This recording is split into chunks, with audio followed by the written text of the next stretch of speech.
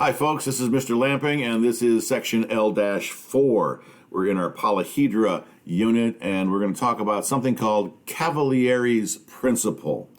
We're also going to talk about the volume of a prism and a cylinder. That's probably where we're going to go with this.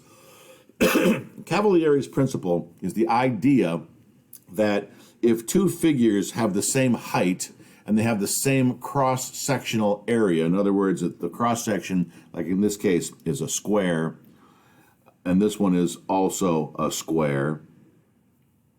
So even though they're different shapes, they have the same area of the cross-section or the base, and the heights are the same, they're going to have the same volume. This one as well. If you look, this triangular base has the same area as this rectangular base. This 3 times 2 is 6, and 1/2 6 times 2 is 6.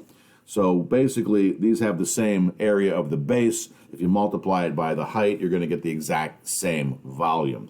So Cavalieri's principle sort of just says that the shape doesn't have to be straight up and down. It might be slanted. They call that oblique. And sometimes that happens, and we can still get the volume of the prism that way.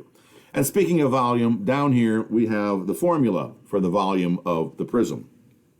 It is simply capital B, the area of the base, times the height. And that height, again, is the perpendicular height between the two bases. And we don't have to find the area of two bases this time, just one.